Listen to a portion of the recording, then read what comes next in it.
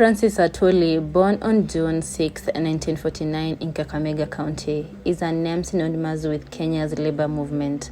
A fiery orator, tenacious leader, and polarizing figure, he has held power for decades as a Secretary General of KOTU. But his story stretches far beyond unions. It's imprinted with grand success, complex personal relationships, and public debates that mirror Kenya's own evolving narrative. Growing up in Western Kenya, Atwoli experienced life in the era of independence. Though details about his childhood remain sparse, we know that he pursued secondary education at St. Mary's School and later received international training in labor studies, including the College of International Labor Studies in Turin, Italy, and George Minnie Labor Center in Maryland, USA. These academic foundations laid the groundwork for his revolutionary entry into unionism. In 1967, he began as a senior technician at the Kenya Posts and Telecommunication Corporation, later becoming a union branch secretary. Atwoli's union career accelerated over the decades. From directorial roles in KOTU from 1986 to 1994, he became General Secretary of Kenya Plantation and Agricultural Workers Union in 1994.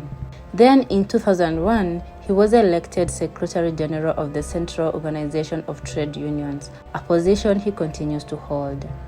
Under his watch, KOTU's membership reportedly grew from around 300,000 to 4 million, and labor rights were elevated into Kenya's 2010 constitution. His influence expanded across Africa. In his personal life, Atwoli is a polygamist with several wives and many children.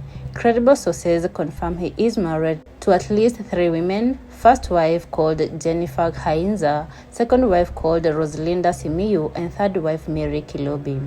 Rumors of a fourth marriage were publicly dismissed by Atwoli himself. He has fathered 17 children.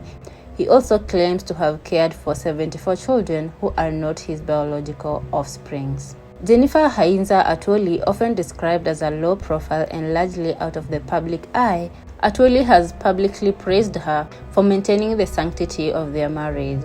The second wife, Rosalinda Simiyu, married in 1996, Atwoli reportedly misled her about his marital status.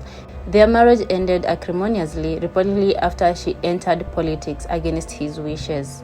She claims she supported his rise only to be pushed aside later.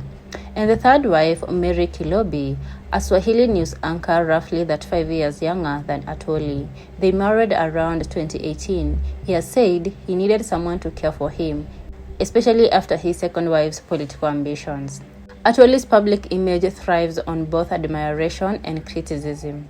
On one hand, he is celebrated for his flamboyant style, like that of 5 million franc Muller gold watch he proudly displayed. On the other hand, his polygamous lifestyle, wealth, and political alliances spark controversy.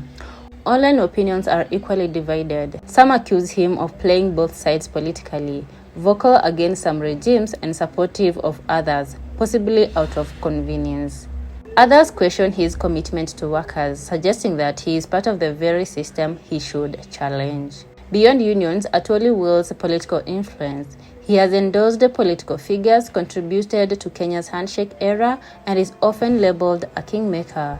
His opinions on policy, like opposing social media freedom or supporting removal of term limits, stir public debate. His critics accuse him of opportunism, staying relevant by aligning with the ruling party or regime.